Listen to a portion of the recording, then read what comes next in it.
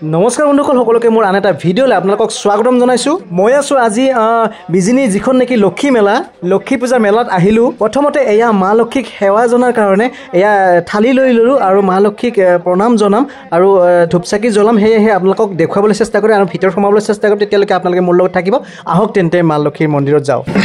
বন্ধুসকল প্ৰথমতে সোমাই আমাৰ জুবিন দা আছে, জুবিন দাৰ শ্ৰদ্ধাঞ্জলি ফটো ইয়াতে ৰাখি থৈছে ধূপচাকি জ্বলোৱাৰ কাৰণে।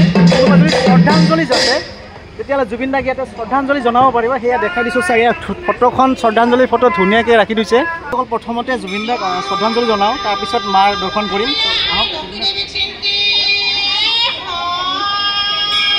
জুবিন দাক শ্ৰদ্ধাঞ্জলি অৰ্পণ কৰিলোঁ। এইবাৰ যাম মা লক্ষীৰ মন্দিৰ দৰ্শন কৰিবলৈ।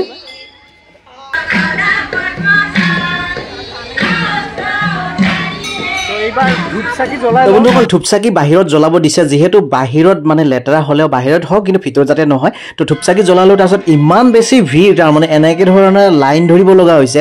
তো লাইনৰ ওপৰেদি কেমেৰা কৰিব লগা হৈছে। মাক মই অকণমান ইয়াৰ পৰা দেখুৱালোঁ। তো এনেকৈ কিছু সময় পিছত লাইন ধৰি আহোঁতে মাৰ দুৱাৰমুখৰ সন্মুখখিনি পালোঁ আৰু অকণমান জুম কৰি মই মাক দেখাবলৈ চেষ্টা কৰিলোঁ। সকলোৱে আশীৰ্বাদ ল'ব, মায়ে যাতে সকলোৰে ভাল মংগল কামনা কৰে। তো সেয়েহে প্ৰাৰ্থনা জনালোঁ আৰু আমাৰ জুবিন দাই যাতে ন্যায় পায় তাকো প্ৰাৰ্থনা কৰিলোঁ। তো সঁচাকৈ বহুত বেছি এটা ভাল লাগিল মন্দিৰত আহি, আৰু হাতত সূতা বান্ধিলোঁ এনেদৰে।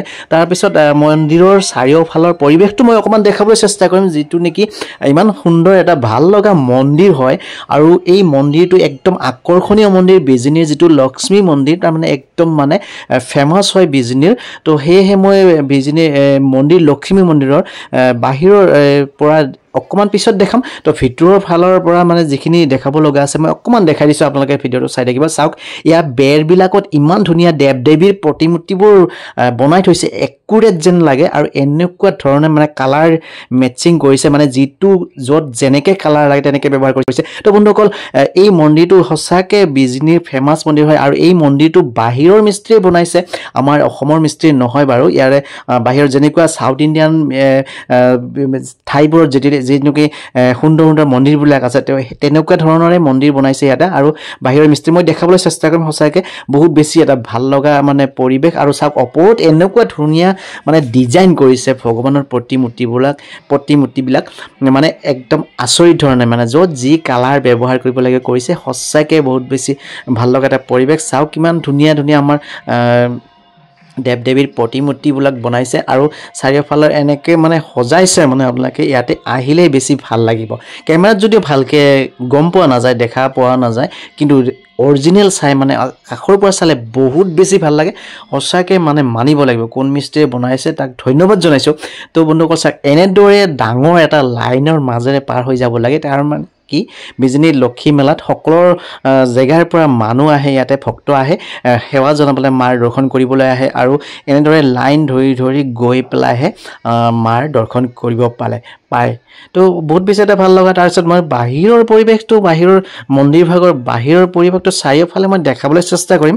তো চাওক, ইমান মানে আৰু দিনত মানে বহুত বেছি ভাল লগা। আৰু ইয়াতে ৰাতিৰ পৰিৱেশটো আকৌ এটা বেছি বেলেগ ধৰণৰ হৈ যায়, কাৰণ কিয় ইয়াতে লাইটিঙৰ ব্যৱস্থা আছে। গোটেই মন্দিৰটোত লাইটিং জ্বলি থাকে, বাহিৰত এটা বেলেগ মন্দিৰ নিচিনা লাগে ৰাতি। তো সেয়েহে মই দিনতে আহিলোঁ আৰু দিনতে দেখুৱাবলৈ চেষ্টা কৰিলোঁ। তাৰমানে দিনত ভালকৈ দেখুৱাব পাৰি, আৰু ৰাতি মানে বহুত বেছি ভক্ত আহে, তাৰ কাৰণে মানে ইফাল মানে ভালকৈ দেখুৱাব নোৱাৰি। তো সেয়েহে মই দেখাবলৈ চেষ্টা কৰিছোঁ। আৰু বন্ধুসকল, এই বিজিনীৰ যিটো নেকি ফেমাছ মন্দিৰ, লক্ষ্মী মন্দিৰ, এই মন্দিৰটো আছে গোটেই বিজিনীৰ বজাৰখনৰ, মেইন বজাৰৰ মাজত।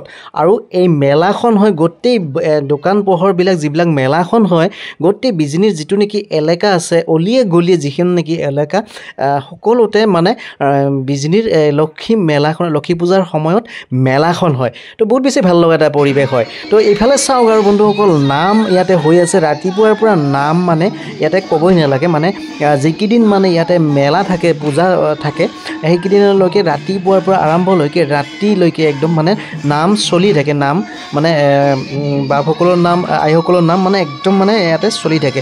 ৰাতিপুৱাৰ পৰা দল বাই দল মানে এটা পিছত এটা নাম অনুষ্ঠিত হৈয়ে থাকে।